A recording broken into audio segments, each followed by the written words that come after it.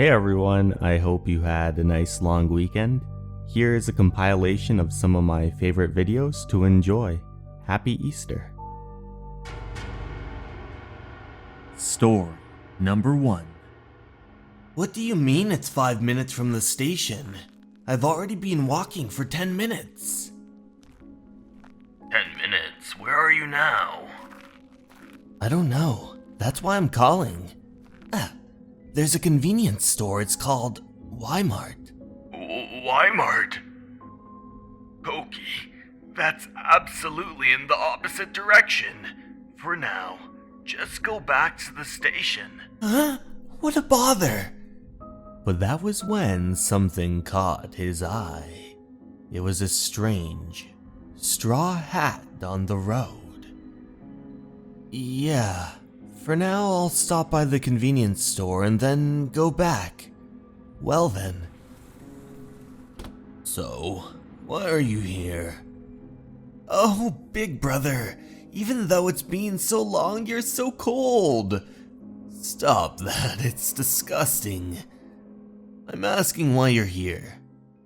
Let me crash here for a bit? No way. You replied so fast. Weren't you living with your girlfriend? We had a fight and she kicked me out. Well, then apologize and she'll let you in. I'm begging you. Look, it's your favorite Cho cream. I'll buy it for you every day. A slight blush formed on his brother's face, and then he agreed. I guess it can't be helped. The number you have dialed is out of coverage area. What the hell? Just because I played around with other women a little. Huh? That was when he noticed something peculiar. Once again, that straw hat was laying on the road. This is the same as yesterday's. So good. I didn't know that convenience store had anything this good. I haven't seen this anywhere else. It's great. How's your girlfriend? She's rejecting me. Of course she is. You haven't found a job either, and you're always running after women. That's the worst. Right? And she still hasn't broken up with you already? Shut up! Why you? What did you do? And then, a hat tumbled out, and our protagonist looked at it in fear. Can you pick up that hat? No way! Pick it up yourself! What did you say? Koki. What is up with you? Do you still have a problem with these? Weirdo. Stop! There's nothing here, you see. I don't understand the point in being scared of picking up a fallen hat. So, why? I don't even know. I don't worry about other things falling wherever. Only hats scare me. Why? Since when? That is when they recalled a memory of their past. There was a man lying on the path with a straw hat covering his face. You're sleeping in a place like this again, old man? Hey, leave him be. Let's go. But that is when our protagonist looked back at the man. What was that dream just now? But it seems like there's some memory. What are you spacing out for? I knew it. Is she giving you the cold shoulder? Are you ignoring me? It was there today too. What in the world is that hat doing there? Did someone throw it away? Did they drop it? Did they leave it there on purpose? In the middle of that road? For what reason? Hey, in the past, was there anything like Someone sleeping in the middle of a road? It was Tanaka. Who's that? When we were kids, we stayed a little while at Grandma's house in the countryside, right? At that time, he was the person who lived next to Grandma's house. When he took a break from working in the fields, he often slept on the side of the road. The first time we saw him, we thought he was dead and called out to him, and he got super angry. After that, whenever we happened to see him, we just ignored him. But, if I'm not mistaken, he died that way. I wonder if he had a heart attack or something. At that time, you made a fuss and started bawling. Strangely, it was so troublesome. You remember? No, not at all. Of course not. You were only 3 or 4 years old. But what is this? Suddenly bringing up stuff from the past? No, it's nothing. Then... Leave him be, let's go. At that time, was he dead? Why did I dream about it? Today too. It's here. I don't know what it was, but something about that hat was scary. But there's nothing underneath it to worry about. There's probably nothing. There's probably something. If I pick this up, I have a feeling that I'll know everything.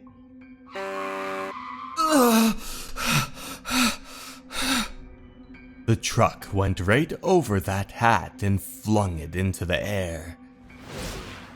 Watch it, idiot!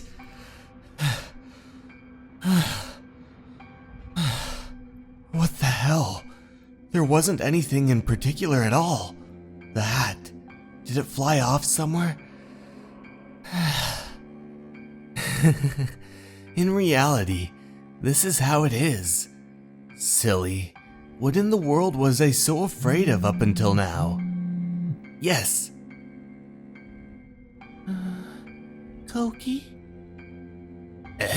Did you two make peace? Thanks for your trouble. Here, this is the last Joe cream.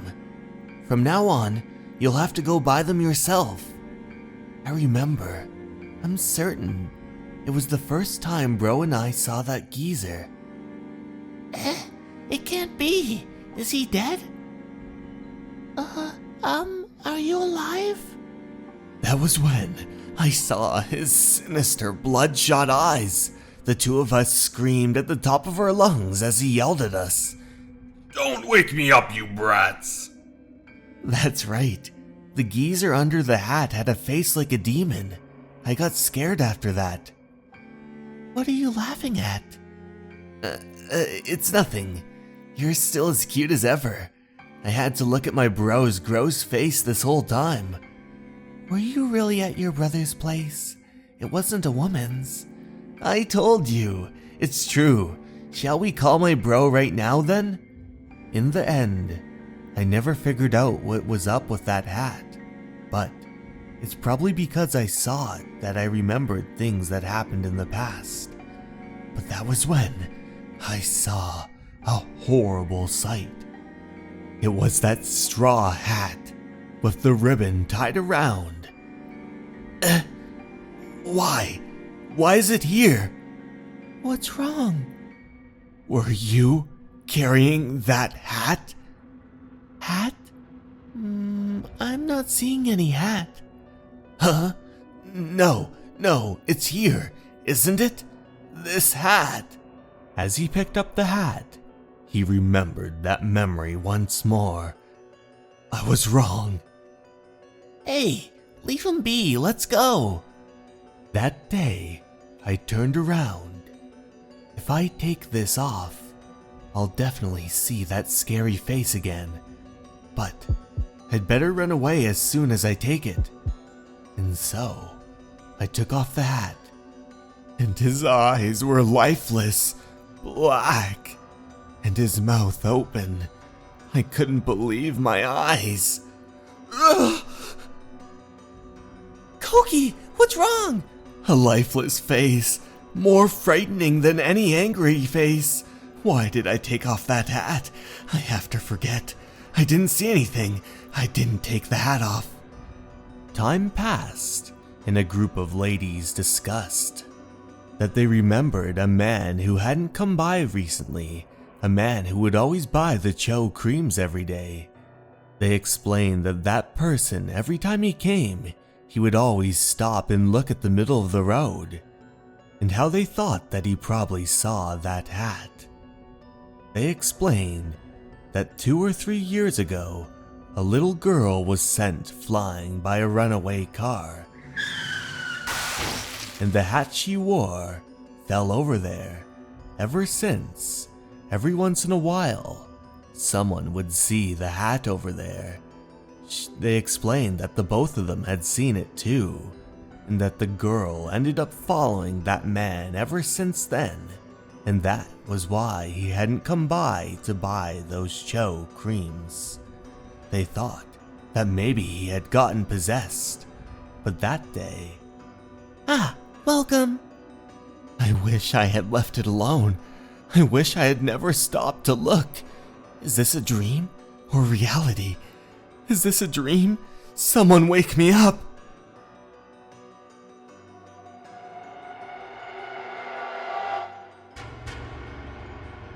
Story number 2. That moment, I was dreaming. I knew it instantly. Even though it was summer break, I was in a hallway at my school, and I had a knife in my right hand for some reason. A knife? I don't understand. I guess all dreams are like this. But that was when I heard a voice. The voice was a girl's voice screaming for help. Huh? She was my classmate. Takatakan, help me! Oh, Takata is my name. Anyways, Kiyama was afraid of something. Whatever it was, it grabbed her and pulled her around the corner. Someone's attacking her. I soon realized the plot of the stream. I used this knife to defeat the bad guy and save Kiyama. And then, I become the hero. Alright, Kiyama, I'm coming. But that was when I saw something horrible around that corner.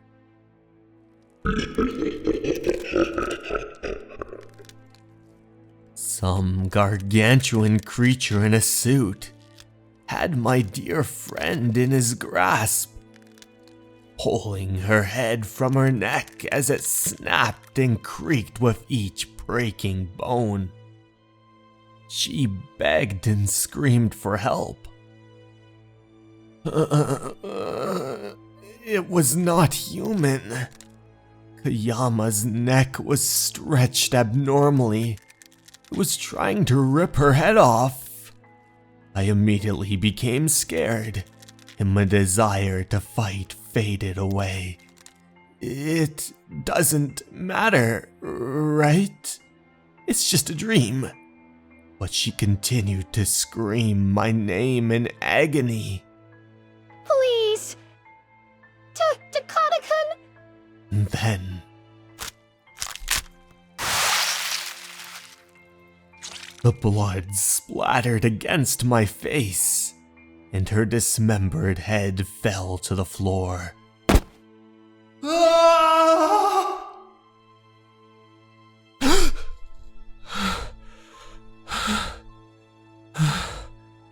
A dream. Right. No, then what? That was when my sister entered into my room. Hey, big brother. That was pretty loud. Did you have a nightmare or something? Oh, Mina, yeah, I'm fine. It's nothing. That afternoon, I realized the repercussions of my dream. Yes? Hello? What? Kayama hung herself in her room.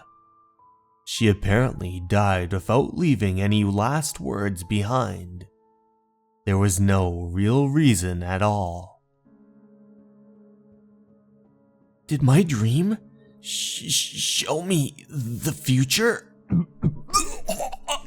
Or did Kayama die because she was killed by that monster?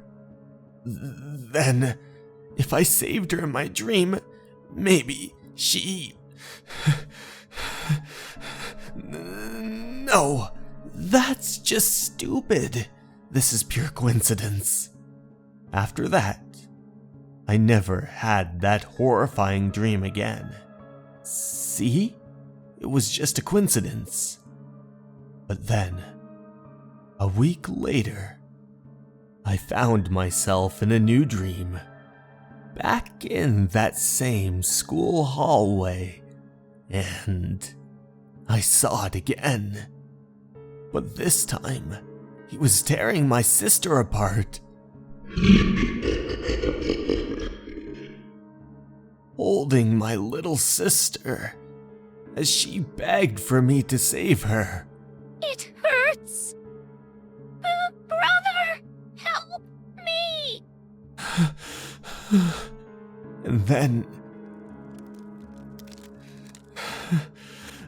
I have to do it.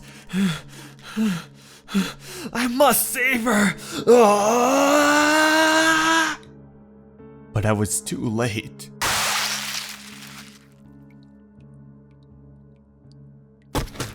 He had dismembered my sister's head, as all that I could do was watch in agony and scream. And then... I awoke, and I was in my bedroom. I slowly walked into the hallway toward my sister's room, calling to her. Hey, Mina? To my surprise, she answered. Yes. It's open. I immediately opened the door, screaming her name, Mina! But hanging from the ceiling, banging against the wall, was my sister's dangling body. But how could this be? I heard my sister's voice just now. A delusion? Huh? She's dead. I know it. That monster killed her. I thought about killing myself as well, but I didn't in order to seek revenge. But I never saw it again. Has it truly disappeared from my dreams? If it's a monster that kills people in dreams that are not their own, then maybe it's lurking in someone else's dream, right this very moment.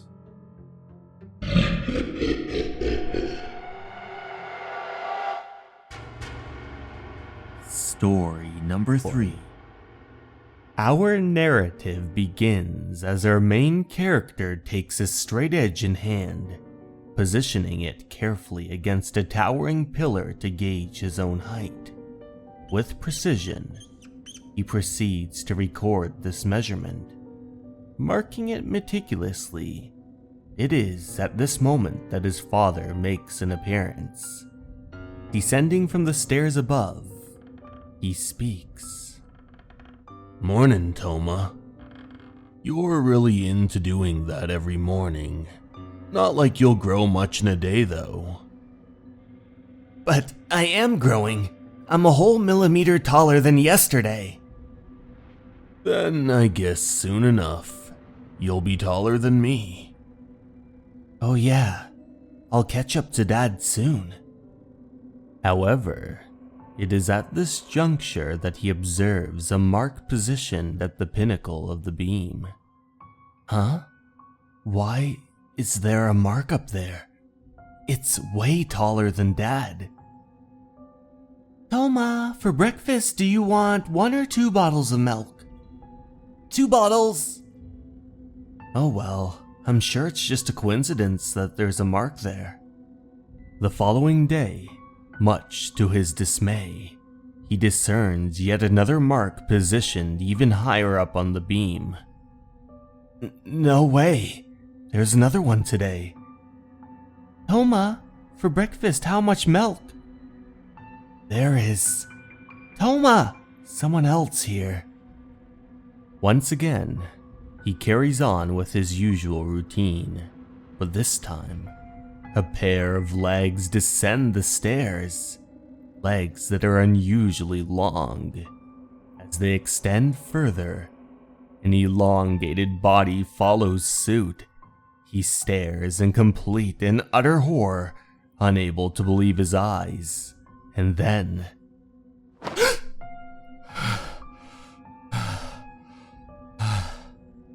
Morning, Toma. You're at it again. Measuring your height this morning, too? Hey, Dad, this house is creepy. There's a looming figure here. Whoa, slow down. What's the fuss so early in the morning? Oh, it's just Toma saying there's some looming thing here or something. There is! I saw it! Just look! There are marks way up there! Oh my, I wonder when those got up there. Perhaps they were here when the house was first built. Oh, they weren't! There's been a new mark every day! Mommy, where's my bread? Oh, I'm sorry. You see, it seems your brother had a scary dream. No, I'm sure of it. Somewhere in this house, there is a looming figure. That night, he lies beneath his covers, shuffling restlessly, finding it exceedingly difficult to drift off into sleep.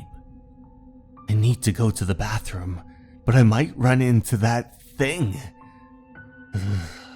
It's still 4 a.m. And finally, he gets the resolve. I can't hold it. That night, he hears peals of laughter echoing through the darkness. Intrigued and slightly unnerved, he makes his way down the dimly lit hall toward the sources of the voice. There, to his astonishment, he finds his family members assembled, forming a towering totem pole against the pillar, marking it with their combined heights. Yay! Looming, we're a tower! I'm sure we can surprise Toma again. Overwhelmed with disbelief, he collapses to the ground as the laughter echoes hauntingly around him.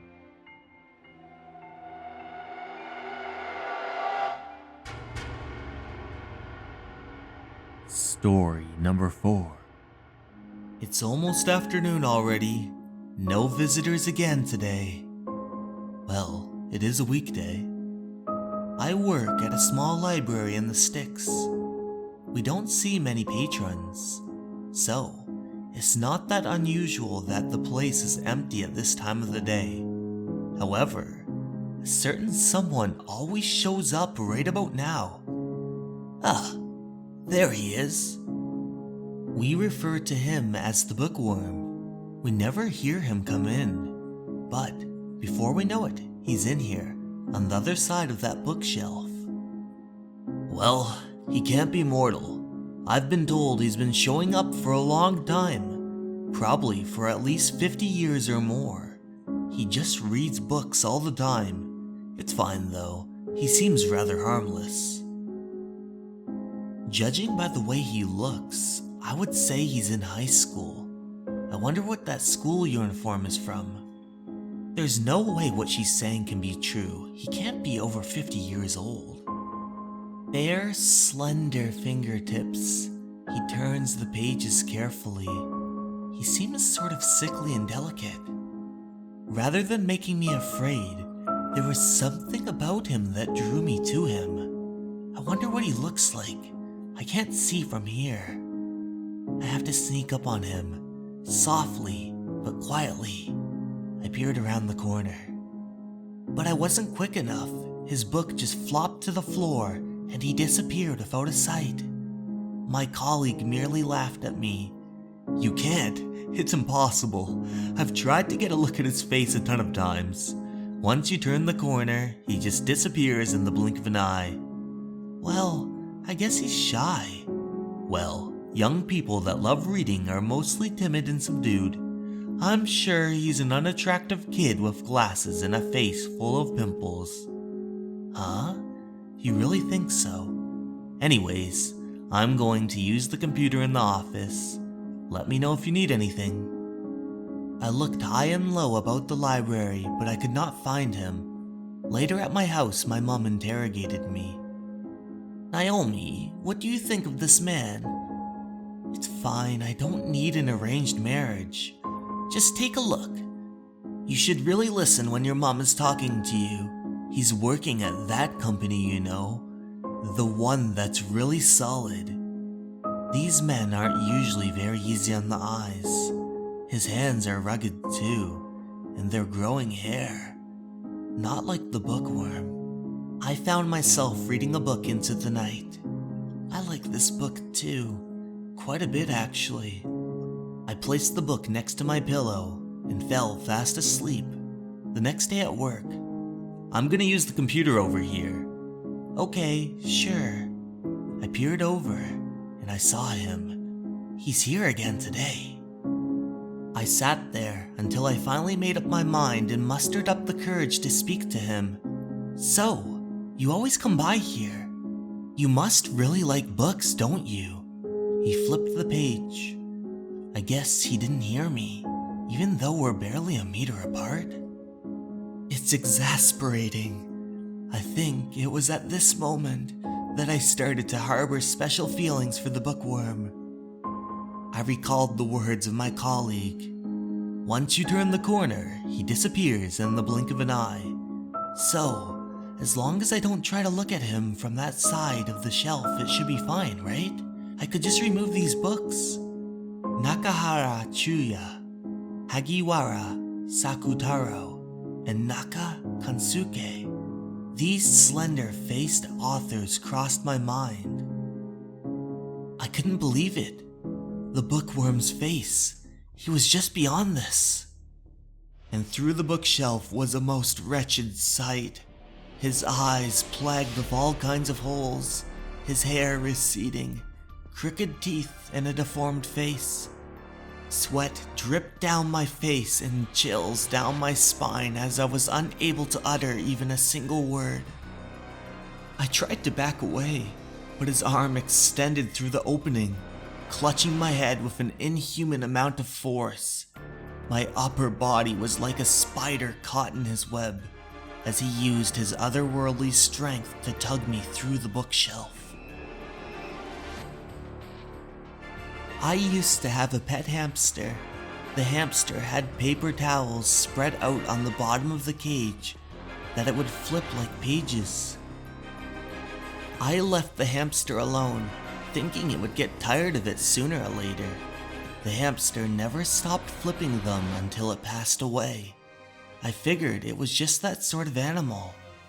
The bookworm's pale fingertips once again continued to turn the pages of the book. Just like before, but this time, I am the book. My skin, my muscle fibers, my peritoneum, turning them like pages, ever so carefully, ever so delicately.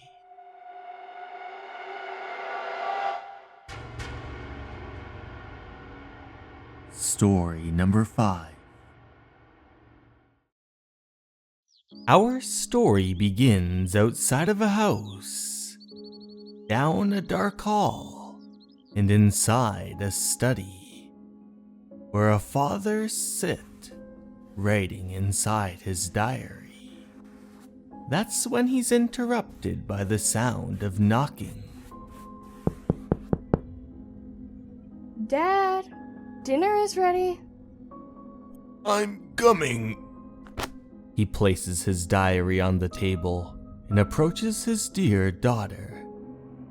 How pretty you look in your kimono, Sayori. I wish your mom could see you like this. She would have been so happy. Sayuri looks over at a portrait of her deceased mother and says, Mom. but that's when the silence is interrupted by a phone call. Who might be calling on the 1st of January? Leave it to me. Hello, Takako speaking.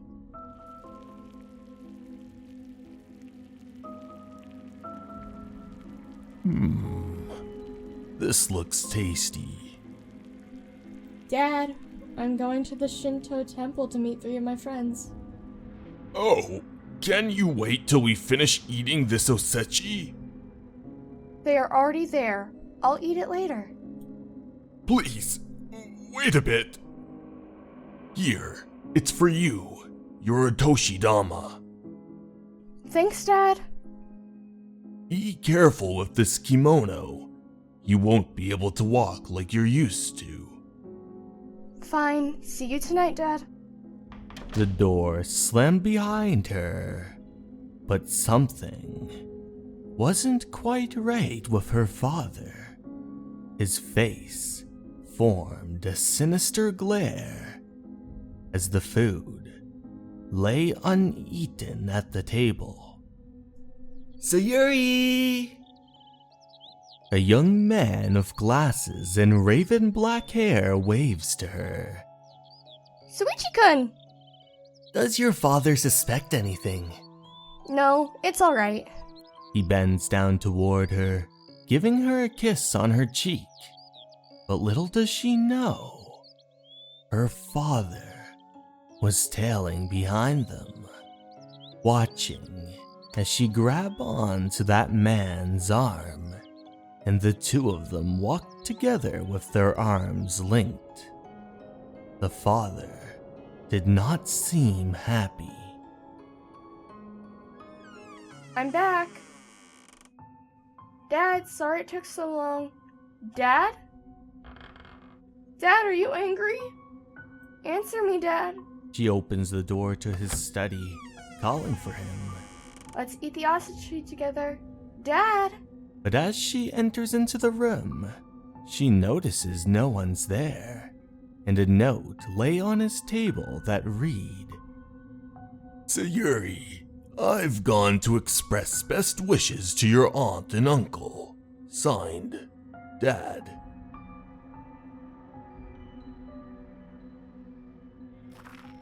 Later that night, her boyfriend go walking down the streets, but that is when he hears a noise from behind him.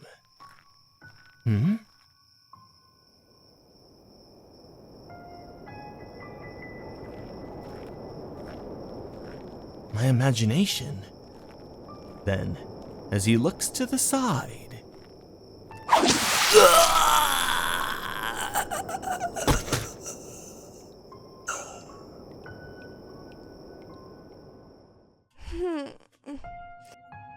But what is he doing?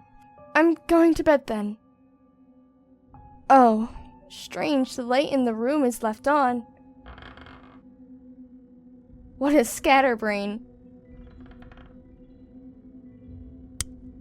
she flicks on the light switch and begins to look around his study. That's when she notices a picture of her mother. Mom. She further looks around until she happens upon a diary. Hey, Dad's diary. I had no idea he was keeping a diary. Maybe he's talking about Mom in here. Let's see, 17 years ago. She flips through the pages and begins to read.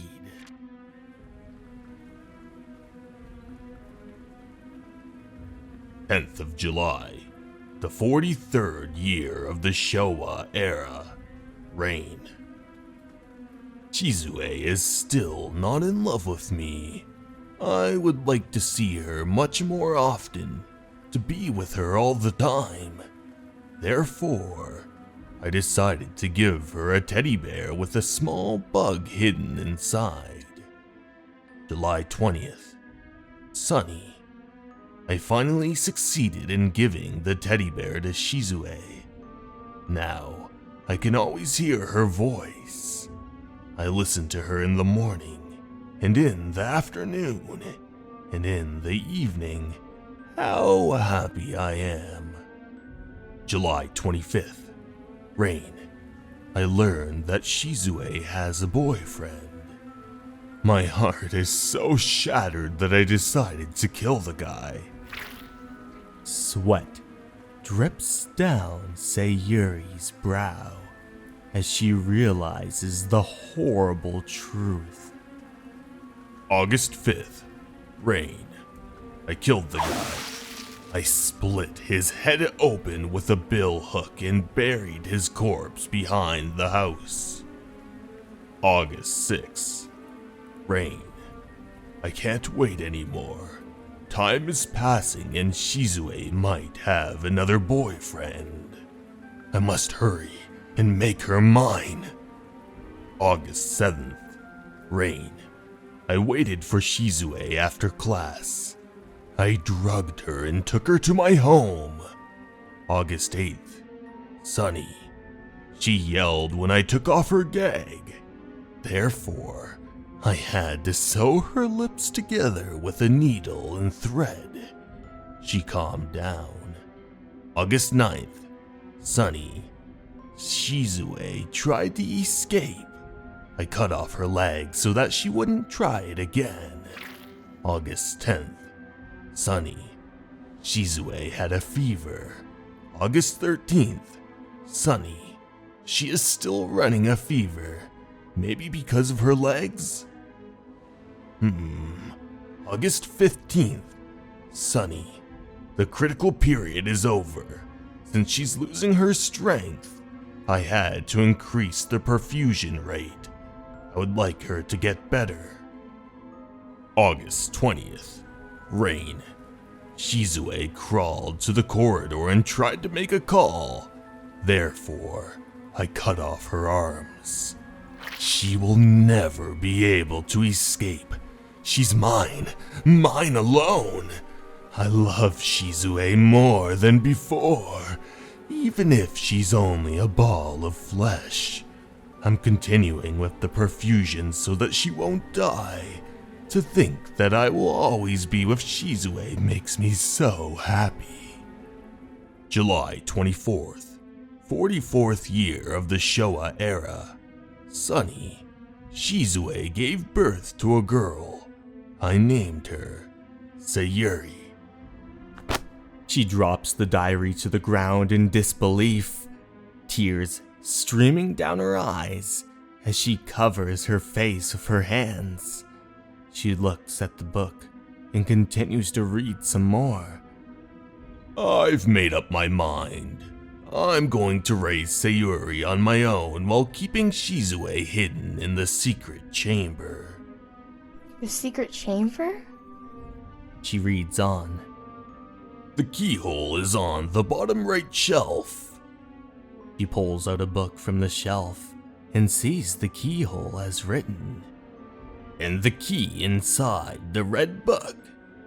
As she opens the pages, she sees a small indentation that contains the key. Pulling it out, she fiddles around, and the bookcase slides open. Inside that secret chamber is a horrific sight. Some sort of medical apparatus is keeping something alive. Terror plagues Sayori's face as she slowly approaches. She removes the blanket from the top of the apparatus, and what she sees is an old, decrepit body of her dear mother. Mom? But as she's looking at her mom, little does she know, her father is standing right behind her, and as she turns around, she screams at the top of her lungs, bumping into the medical apparatus. The two of them tumble toward the ground as it shatters into pieces. Shizue! But it's too late. Everything disconnects from it, and what remain of her mother Shizue splatter against the ground. What have you done? Do you want to kill your mom? No, oh no. Shizue, can you hear me? Shizue! Shizue! No, Shizue.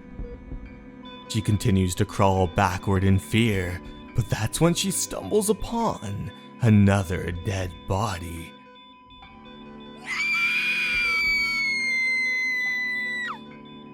Sayuri, Mom is dead. Don't come near me. Sayuri, you love me, right? What's the matter? Don't you love me? Don't come near me. You will remain by my side, won't you? You'll always love your dad, right? No! I hate you. Go away. Don't tell me that. Love me. I beg of you.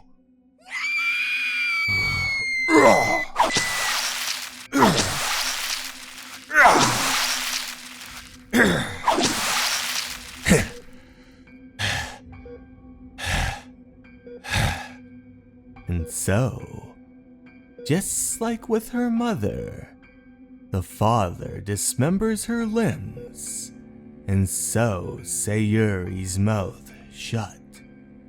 My little Sayuri, how I love you.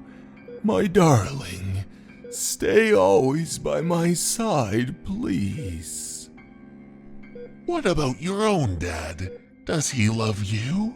Or...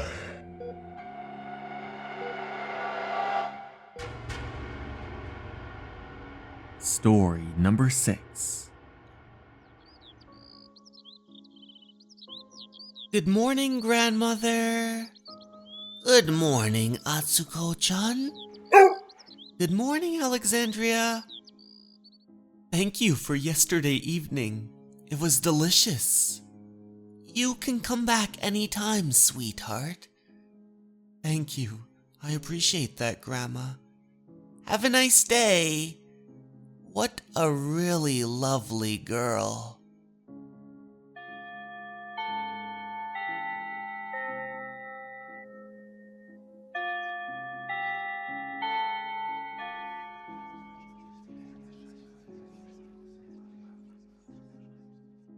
Takatakan. He is the object of my desires. Hey, have you heard Takatakan is... Yeah, he's going out with a college student. Ugh, what a pain. Seems that she's super beautiful. I see he's only interested in attractive women. Anyways, beauty always wins out. The most important thing is to have a pretty face. Of course it is. You just have to look at how beautiful I am. You must be kidding. Take a look in the mirror. What? What do you mean? What's going on, Atsuko? You look like you've just lost $1 million. Hey, pull yourself together. You're lucky, Miho. You're cute. What are you talking about? You're cute too. Don't try to comfort me. Are you thinking of Takatakan? I wish I could just be beautiful. You're talking nonsense. This isn't like you at all.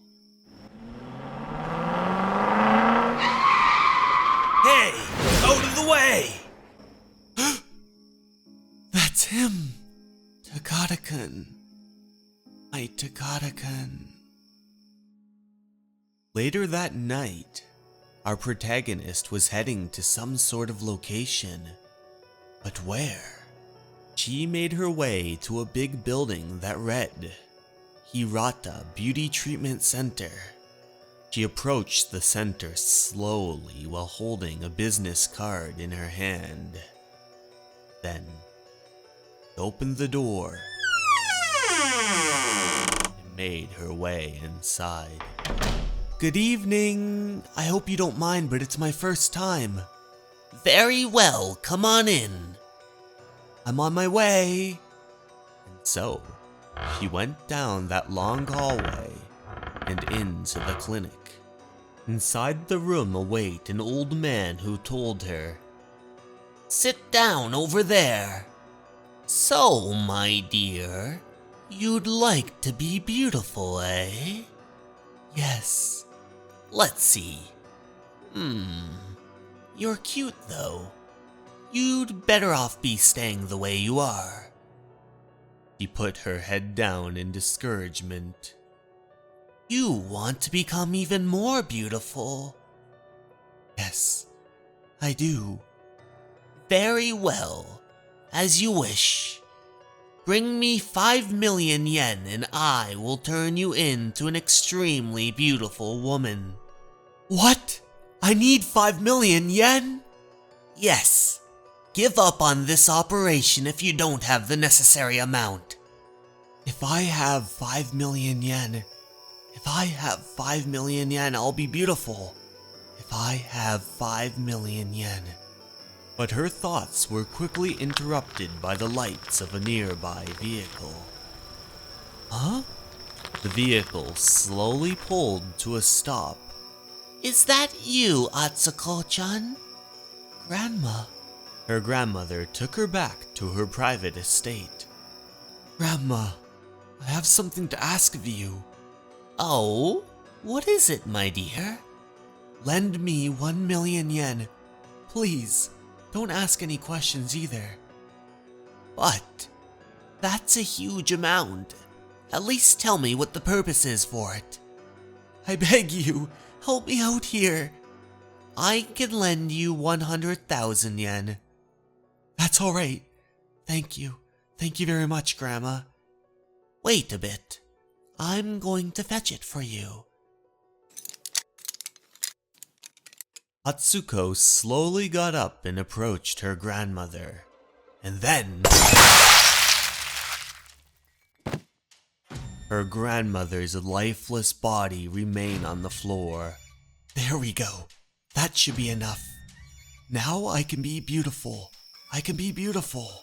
Then he'll just have to love me. With her newfound income, Atsuko arrived once again at the clinic.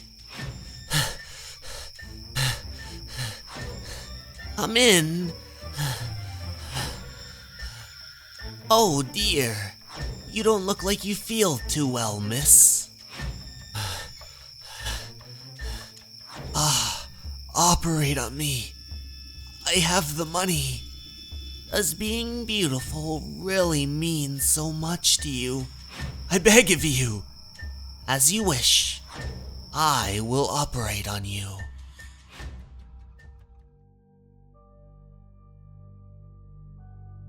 "Are you really sure that you have no regrets?" "I have none." "All right. But you have to realize that it's what's on the inside of a person that matters, and not the outside." "No, I don't agree at all." "Well, sleep well then. When you wake up, you'll be an entirely new person." "Prepare for the operation. Compile all of the data. Well, I think that Miho is going to be just the thing. She has a skin which fits perfectly. Her height and weight, too. Perfect. Just need to bring her here." That same night over at Miho's residence, she worries about her dear friend Atsuko. I'm worried about Atsuko. She appears to be troubled. Takatakan, he looks mean. Why is she only interested in good-looking boys? There she is.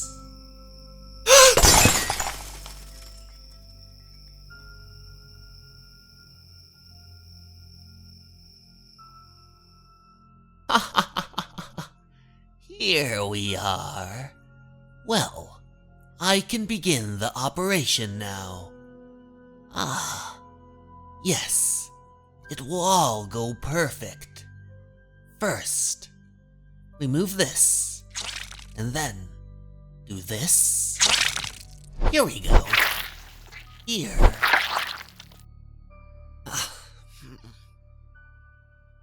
Just a bit more. I have to carve the bones a bit.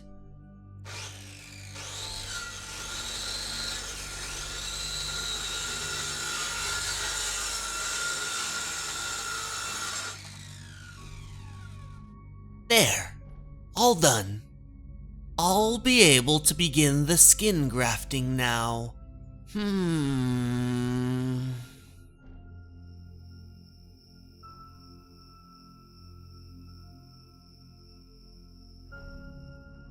Another headline news: an old lady widowed was killed last night.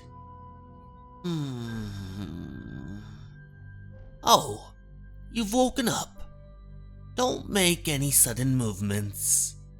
You have to move your limbs very carefully now. You have become an entirely new person. Carefully, carefully. So, do you feel any pain? No. Look in the mirror. This is you. This is me? It's really me? Of course it is. Do you like it? Yes. Thank you, Doctor. From now on, you can't keep your current identity. You can't return home anymore, and you need to learn to live alone. Change your name and never talk about your past. Remaining beautiful requires a lot of effort. You have to permanently take care of your body. Yes, Doctor. Thank you very much. You can change your physical appearance, but you cannot change your heart. Whatever our face may look like, an evil heart will remain evil. 1 week later.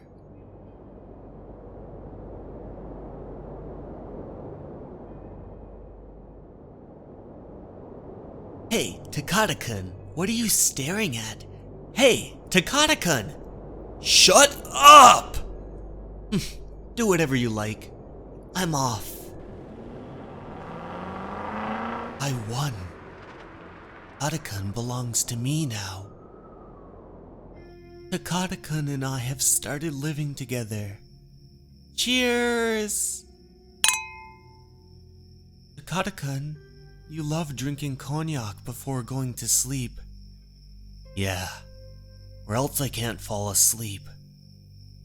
Takatakan, I love you. Yeah, please turn off the light.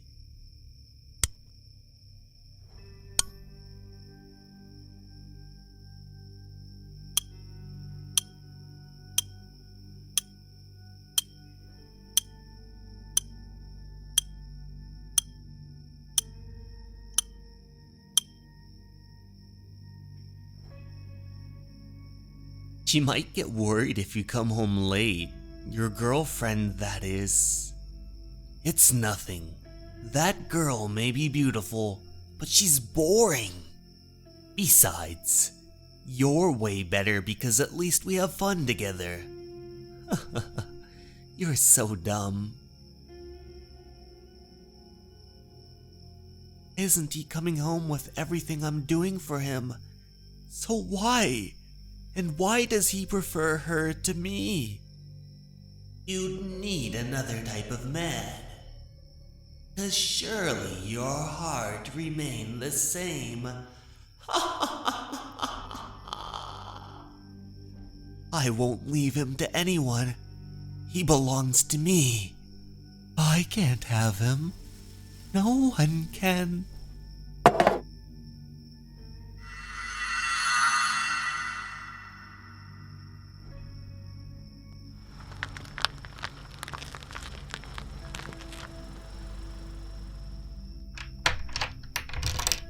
Hey, it's me.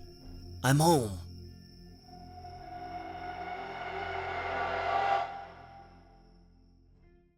Hey everyone, thank you so much for watching.